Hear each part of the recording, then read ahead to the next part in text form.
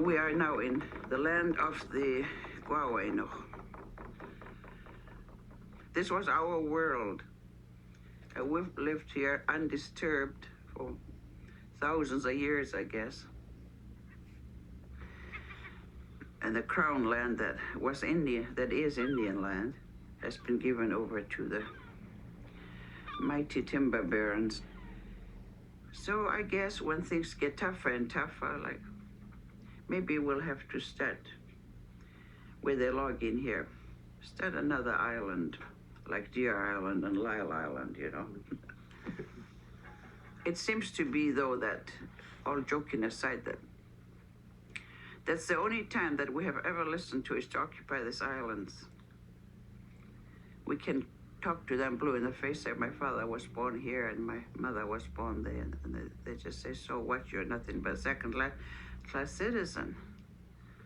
But the man who bought the island from Macmillan and Bloedel, those big shots were hid in the pocketbook, which is the only place where it hurts them. So that's what I'm told all the time. Your Indians can rant and rave and dance.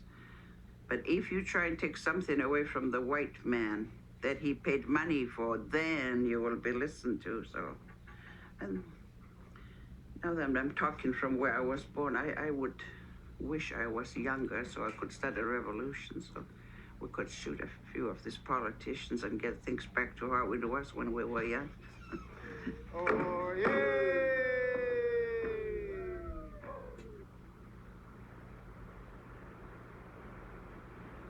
And it's just a paradise. I think it would be a tremendous place to make a new beginning for an Indian community, and we could build our own society again instead of having to be satisfied where the white people put us on the reserves before. The Constitution of the country was finally patriated, and the native Indian people held out a great deal of hope that this patriation would once again restore them to the position they had enjoyed before contact. These conferences that were held, unfortunately, reduced themselves to little more than dancing around the table.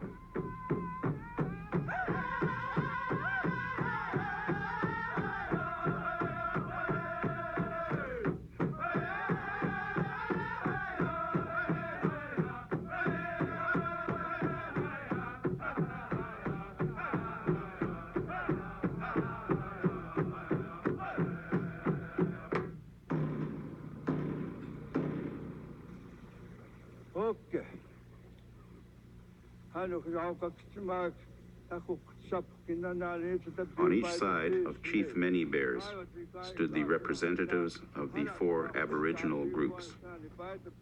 Also present at this conference were the 10 elected premiers of Canada's provinces. In addition, the First Minister of the country, Pierre Elliott Trudeau, chaired the meeting.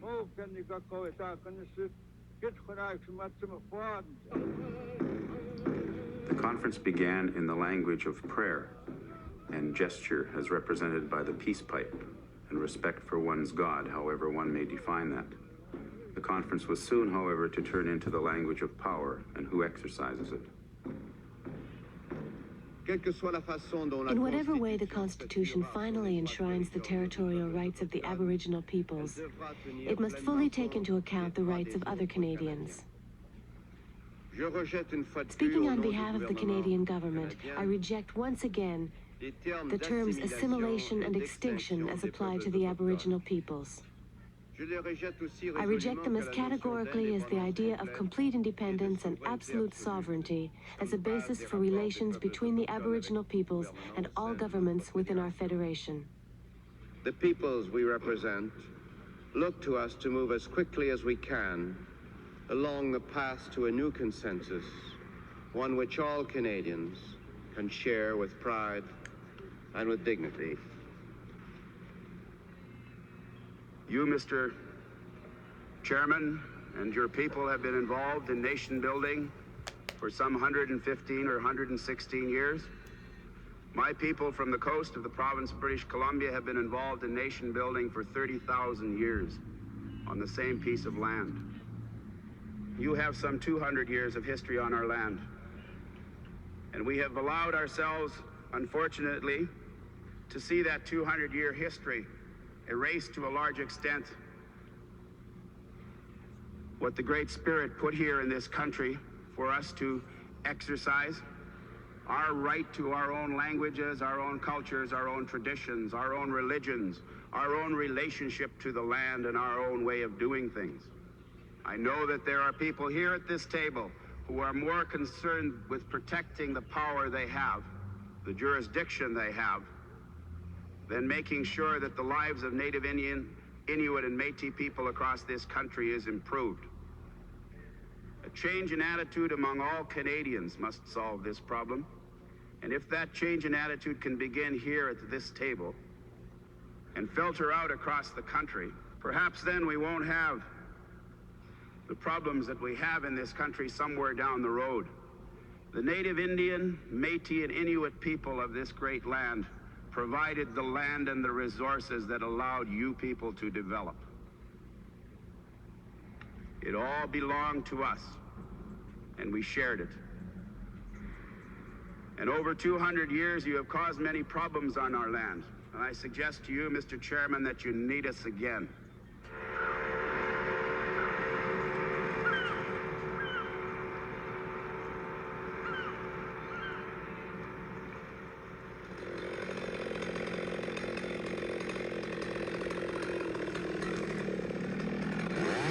Like that place here that's been logged, the ground has got to be prepared, and it's got to be seeded and planted. And then sometime down the road, the same thing that's being done here has got to be done over there to ensure that the harvest comes back very quickly. So what we want to do is do that in the entire valley, because this valley has pretty much been creamed of the good trees. A lot of times the logging practice hasn't been that great. The fact is that we have less than 50 years of timber to cut in this province because we've creamed the crop and simply raped the land, and we haven't done the job that we had to do in order to ensure that those resources are going to be produced for kids like my son or the kids that he has in the future. So that's what we want to do, guarantee within our tribal area that those resources will be there forever, because the people have lived here for 25,000 years, and we don't see any reason why they can't live here for another 25,000 years. It has always been our belief, Mr. Chairman, that when God created this old world, he gave pieces of land to all races of people throughout this world. Chinese people, Germans, and you name them, including Indians. So at one time, our land was this whole continent, right from the tip of South America to North Pole, were all Indians' land. Until Columbus got lost at sea, of course, that changed history. Now, the title, as we talk about it, the Aboriginal title is our ownership of this land. And if you want me to put it like lock, stock, and barrel, or total ownership, whether it's the mountain, inside the mountain, up in the air, everything there is in that land was given to us by God for our use to survive. The Nisga'a are presently now negotiating, I understand, with the government of British Columbia as to define where your title runs. Is it 2 mountains, or is it 3, or whatever? Because as you say, there's some other 25 or 30 tribes. And of course, when you talk about the North Pole to the tip of South America, you're talking about the hundreds of different tribes and groupings. I mean, some are Inuit and others are Incas and so on. Going back to the Creator doesn't really help very much. So he gave you a title, but did he draw on the land where your mountain stopped and somebody else's began? We are the true owners of British Columbia. We're not going to sit here and allow the white man to use and to make fun of us in this land of ours. We've been sitting here, take a look around you. There's people in New York now getting rich over my country. Our mountains are getting stripped. Everything is taken away from us. And we sit here. What do we get out of the measly $100,000? I think it boils down to approximately $2.47 a year. That's what the BC special, the great BC special that you hear about, gives us. That isn't even enough to get a case of beer nowadays, you know. You have to wait all year to get that. I went last year where my father and I used to track across here. There isn't a tree left there. Everybody else around us is getting rich from my resources. This is what hurts me. You can once again make the claims of land which belongs to you time out of mind, but I don't know any part of the world where history isn't constantly rewritten by migrations and immigrations and fights between countries, changing frontiers. And I don't think you can expect North America or the whole of the Western Hemisphere to settle things differently than they've been settled everywhere else, hopefully peacefully here. So, you know, that's the question. Are we going to sit down and bargain what your rights are and where your writ runs? Are we just going to repeat our historical claims? Mr. Chairman, we must stop viewing it from the point of view of the dominant society if we're ever going to understand what the Indian people, Inuit people, and Métis people want. I think if there's a message that you should receive, Mr. Prime Minister and premiers, it's that constantly running through your mind our submissions to try to hang them on your assumptions is how we got into this problem in the first place. We have an appreciation of our relationship to the land. Now, you may not have that same appreciation, but that doesn't make yours any worse than ours or ours any less than yours. And I think if you simply understood that, perhaps we could stop going to court and lining the pockets of lawyers with thousands and thousands of dollars. Perhaps we could come to some understanding that would be a heck of a lot cheaper than what we're doing now. And I think it's the basis of, you know, perhaps there has to be some good faith about it. But I'm afraid what I said this morning seems to be true. The exercise now is not about frank and open discussion or understanding and appreciation of other people's concerns on the basis of respect and dignity. It has become all of a sudden a question of power and who exercises it.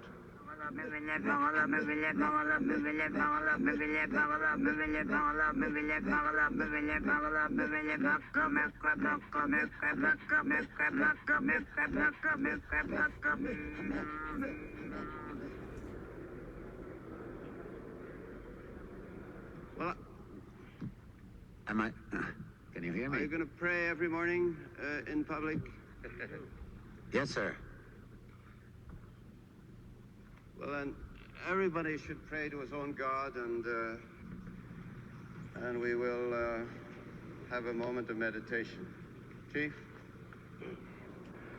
Okay. Terugborgkooi.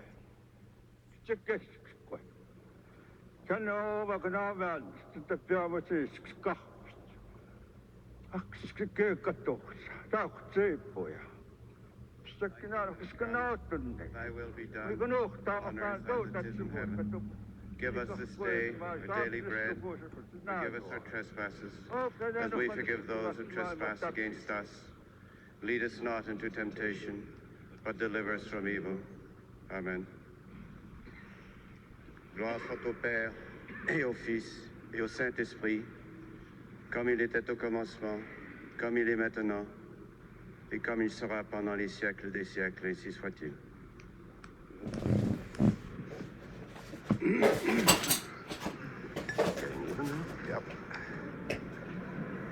In the face of this confrontation, the Aboriginal people represent and offer peace.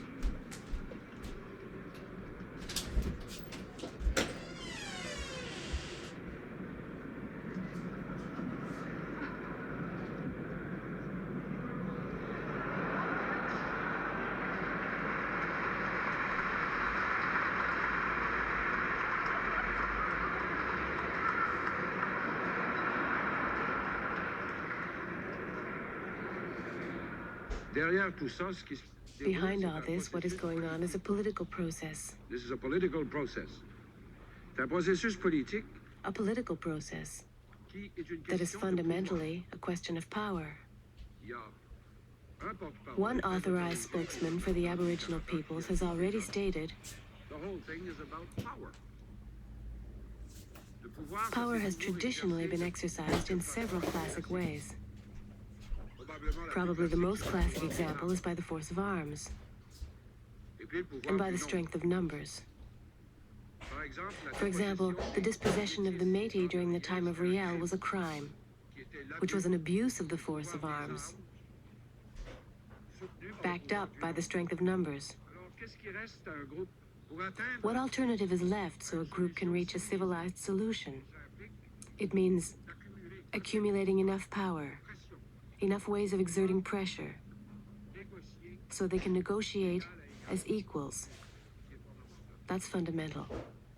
There are certain fundamental values which go beyond tribes, beyond history, beyond recrimination, beyond French-English differences, beyond East-West differences, certain values that we all hold common as Canadians.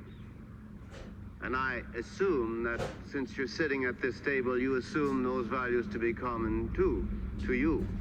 If you're saying the only way that you understand equality is going to mean that people can't decide amongst themselves who they are,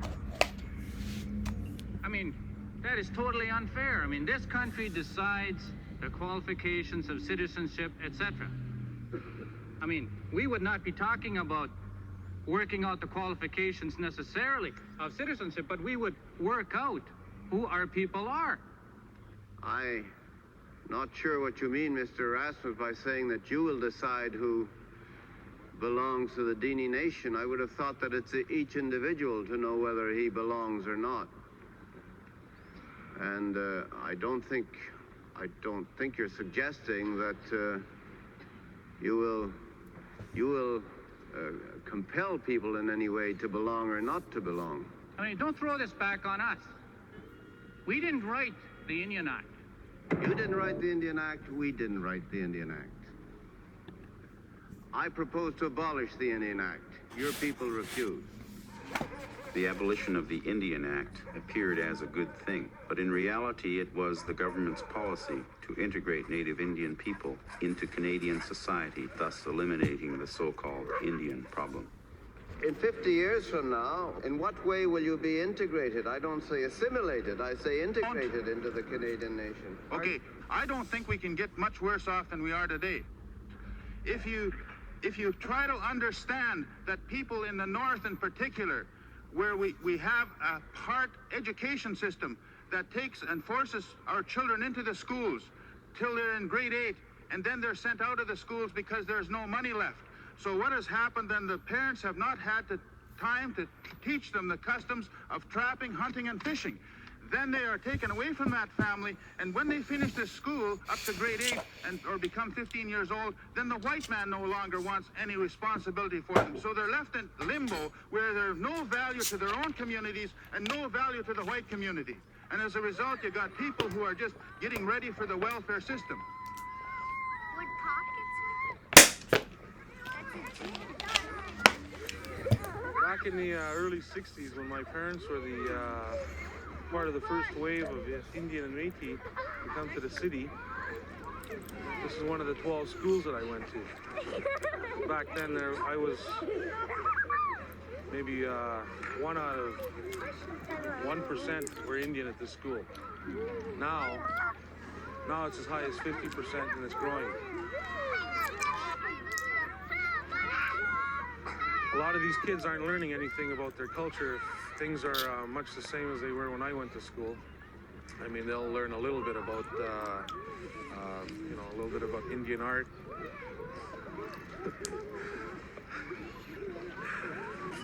They really don't learn very much about their old culture, and they're learning a new culture. Most of these kids, I don't think, will make it.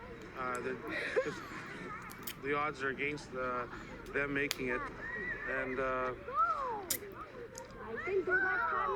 okay, time to go in, you guys. Yeah!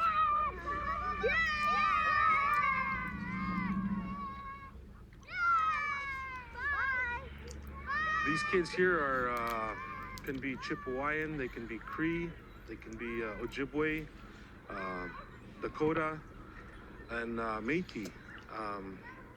But they are, I think, they're children, and I think that is what all the Indian leaders are really fighting for. They're fighting for these children who are our greatest resource. Native Services?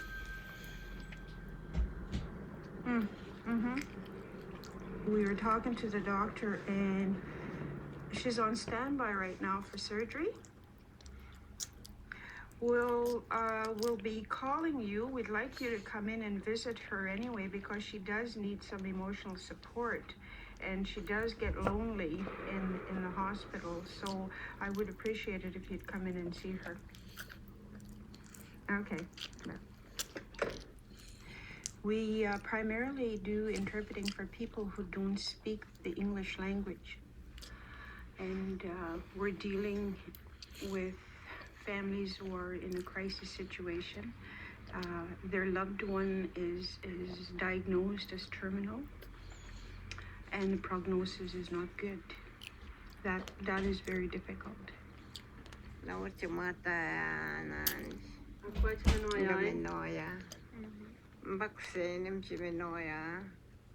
Pagit ni going.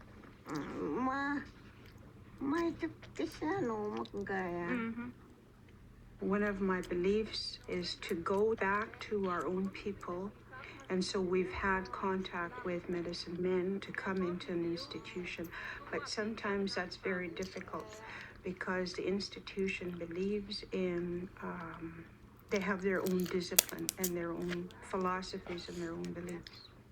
That's po packet pati kindon hanaming. Kangi kimini kwesi na. Kawi na isko to tamuk. Ma paper kat usapo pato nawa. Oh. We are not going to violate the rights of other Canadians. We want a partnership in this country, and the type of self-government we are looking for should be to control our own lives and decide our own future, and make our own mistakes, and spend our own money, and work for our own money. That's what we want to do. Jim Sinclair reinforced the objectives of the Native Indian, Inuit, and Métis people. In response to this desire for a partnership, premiers like Bill Bennett chose simply to talk and talk about process. By trying to put too much and too many amendments into the simple agreement on process, we will lose the whole thing. And I think if we agree on anything, we have to agree on a mechanism for process, and that we cannot do it in the manner that's evolving now. And Prime Minister, as the chairman, I think you could instruct us all to, or invite us all to send a representative and have them start working now. There's something that's happening, and it's a grave concern to me, is that as soon as we get close to doing something, there seems to be almost a strategy to prevent something from happening. There's certainly no justification suspecting that anyone at this end of the table is trying to drag things on so they'll get no results. I don't think that's a very productive suggestion, Mr. Wilson. I would have to inform you that on my part and on the part of many people who are watching us, there is a great deal of disappointment about the amount of money that we have spent to produce an agreement to meet again to spend more money. And I would only echo the statements of Mr. Amagulik, who said that he has 2 children across the street watching this conference. I have 2 children in Vancouver Island, both of whom, for some misguided reason, say they want to be a lawyer. Both of whom want to be the Prime Minister. Both of whom, Mr. Prime Minister, are women.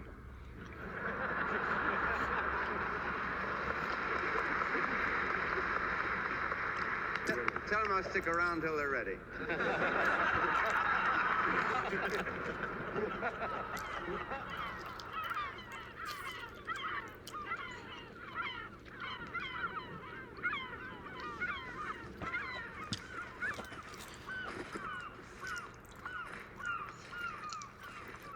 Why did you say there was a lot of cockers here?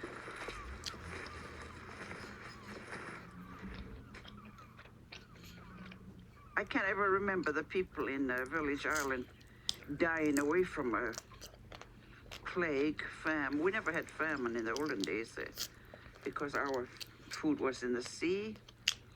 There seems to be You want to be go home back to again. where you belong. You want to go back to your people.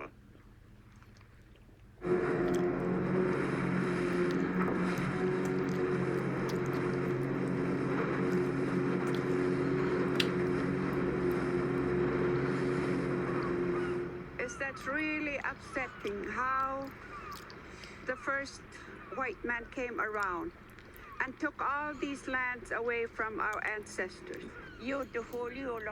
She's really heartbroken because she always figured that that island belonged to our ancestors. And that's why it's so hard on her. And there she is very upset about the white man taking over. Mr. Halida, who says that he owns this island, eliminates those rights. And you can see, although it's very small, the destruction that he's created already. And this is one of the major clam beds in the area, which he said he would not touch. He already has. He plans on, it's called clear-cut logging, which means that he will cut down everything and leave a fringe, but if you leave a fringe, that's all going to fall down anyway because of the wind. So there will be no trees left on the island. And it's heartbreaking to see now what has been done to it.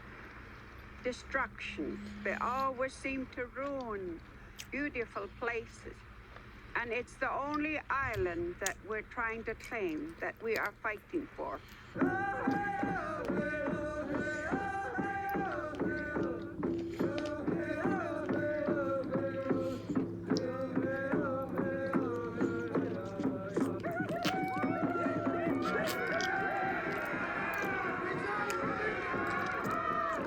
Constitutional discussions went on. Some native Indian people, among them the Mohawk, chose not to participate.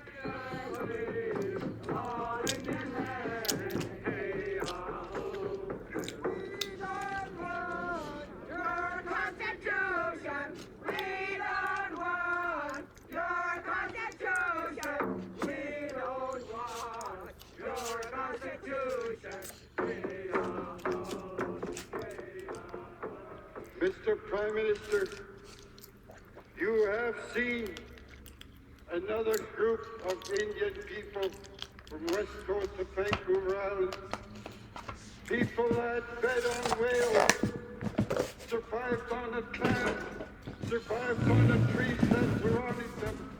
Mr. Prime Minister, those are the things that we want to keep, and those are the things that we're going to negotiate with the government